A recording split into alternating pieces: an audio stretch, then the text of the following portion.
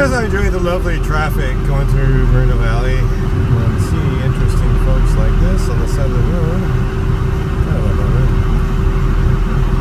It's like the tire blew out on that thing. Oh well. Anyway, just thinking about something to share with you guys. I'm very interested. What's happening and what I really think has happened, why we're in a housing shortage.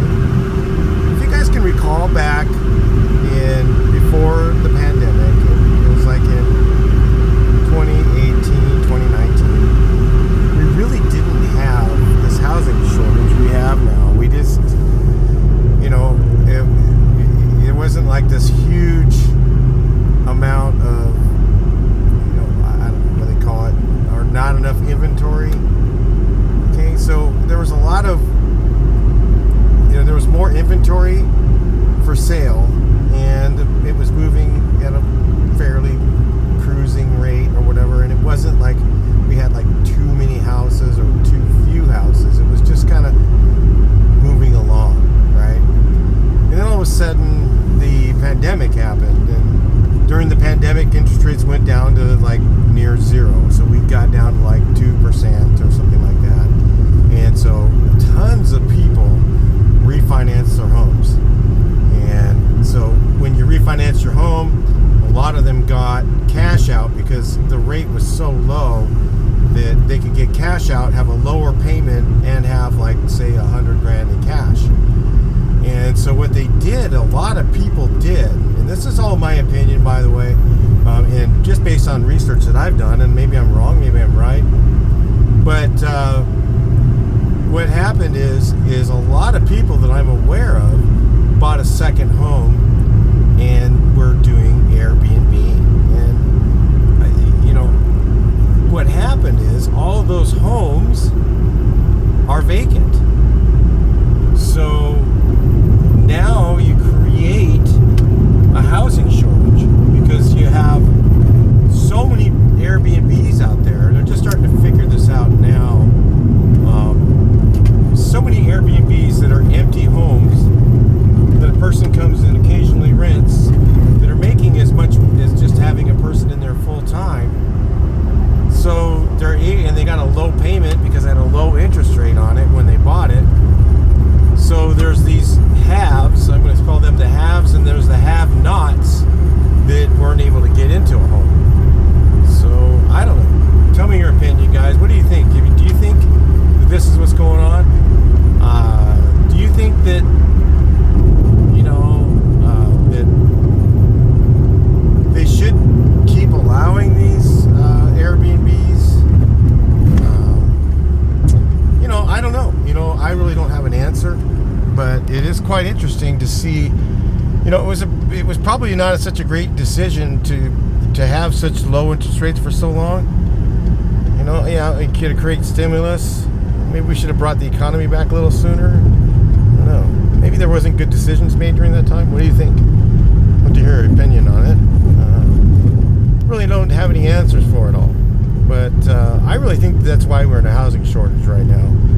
Is there's just a ton of empty Airbnb homes people bought when interest rates are low.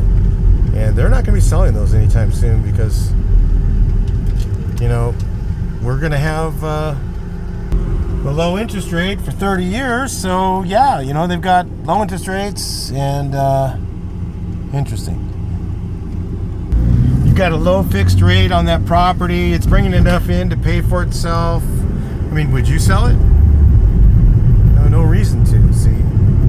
So I'm not sure, that's a lot of times why I think, in my opinion, why when government gets involved and starts doing too much, then they create problems like this, like now we have a housing shortage, Is it really because we don't have enough houses? I mean, part of it is, I know that.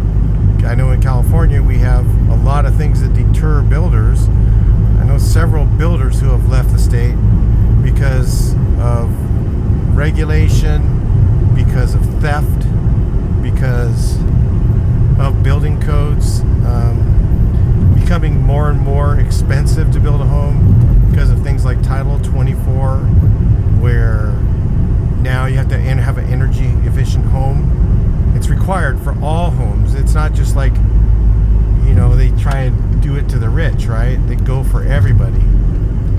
everybody pay for solar panels when some people just can't afford them. You know, maybe they just want a house. You know, instead of just letting them build a house, nope, it has to have solar panels. It has to have a high efficiency air conditioner. It has to have a, you know, what happened to houses with no air conditioning? When I was a kid, that's the way the houses were then. You know, it has to have a high efficiency air conditioner and heating system. It has to have a low NOx, or some places electric only, water heater.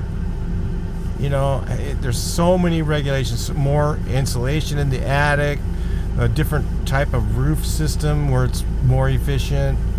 All these things add money to the cost of building a home. So in California, it's of course worse than even some other areas in the United States because of all those regulations. So, you know, they're affecting things. You know, I can't tell me it doesn't. And because when we raise minimum wage, of course, that affects things too.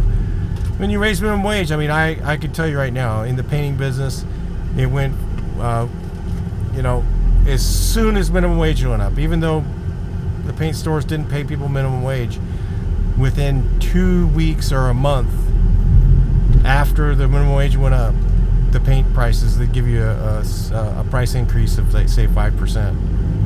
It was an immediate increase in prices.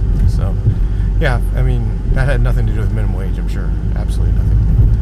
But anyway, just share your thoughts on that. See what you guys think. Anyway, just talk about this stuff a little bit. I'm sitting here in traffic trying to get home. So anyway, I'll talk to you guys in the next video. Please like, share, and subscribe. Share your thoughts on what we're talking about.